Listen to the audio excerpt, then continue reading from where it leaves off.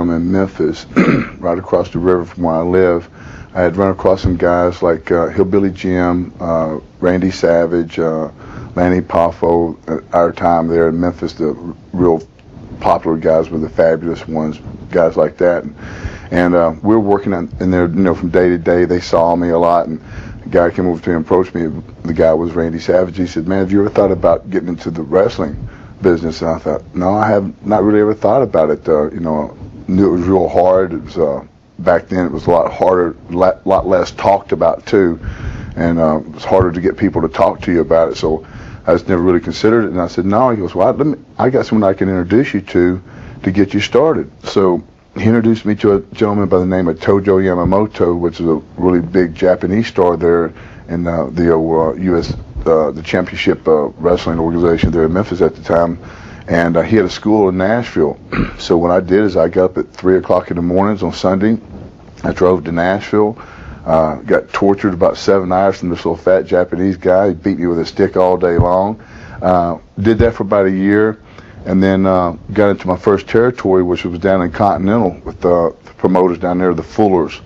And started off there and really had a lot of fun. To me, it was like traveling around from town to town in a circus-like atmosphere with your brothers, your family.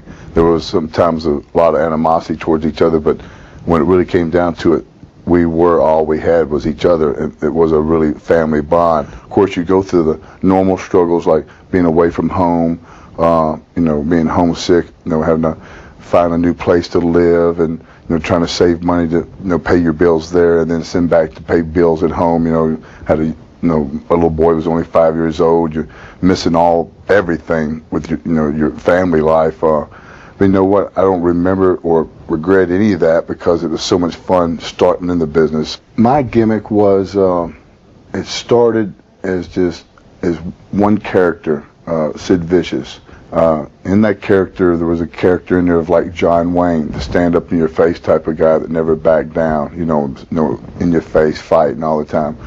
And then as time went on, I started experimenting with my interviews and things like that. Then I put, some like a Hannibal Lecter into the deal when I do the laughing or sort of go off in those interviews when I started going off a little bit, like I wasn't there anymore, thinking of different things. My style was, to create fear in the people. Like when I would, what I do is like something devastating, a move like take the guy by his throat, hold him for a few seconds, let the people see the intensity, while I'm holding, and his eyes are meeting my eyes, and then lift him up and then drop him down real hard, all right?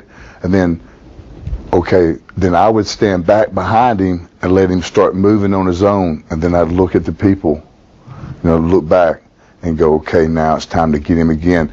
And as I do that, weight deal, then that's when the people are like, oh, God, no, get away, but then get him. The belt that I can remember meaning the most to me was when I won the World Wrestling Federation Championship for the first time, and it was at, of all places, the Madison Square Garden. And our business that's one of the dreams, first of all, is just get to the Gardens. If you get there, you've achieved almost everything you can achieve in the business. And then to win the title there, that says it all. Major injury. Welcome you guys back on here. If you consider subscribing, liking, and also share this video. So the legendary Sid Eudy, a 6-time wrestling champion and a world wrestling entertainment from the WWE icon, passed away on Monday at the age of 63 following a lengthy battle with health-related issues. According to a statement his family came out and released. Sid, known among fans as Sid Justice, or commonly known as Sid Vicious and Sycho Sid, rose to fame in the 1980s as the industry's most imposing and terrifying competitors of his generation, according to WWE. His son, Gunnar Eudy, remembered him as a man of strength, kindness, love, and will be greatly so much missed. Thanking people for their support on Facebook, Gunnar the son said, the family appreciate your thoughts and prayers as they grieve for the loss, adding details of a memorial service will be announced as soon as possible. This is a legend who was born on 16th December 1960 in the U.S. state of Arkansas, and the 6'9" figure entered the world of wrestling when he joined early on the WCW, that is the World Championship Wrestling circuit in 1989, facing off greats such as the likes of the Four Horsemen and the Steiner brothers.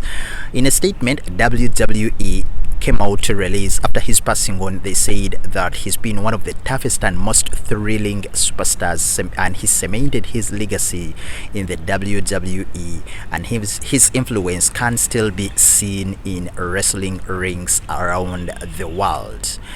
He's been so huge and legendary, and he'll always be remembered. He has influenced not only the older generation but also the current generation of the crop of wrestlers right about now we are having. And of course, he was a two-time WWE Hall of Famer.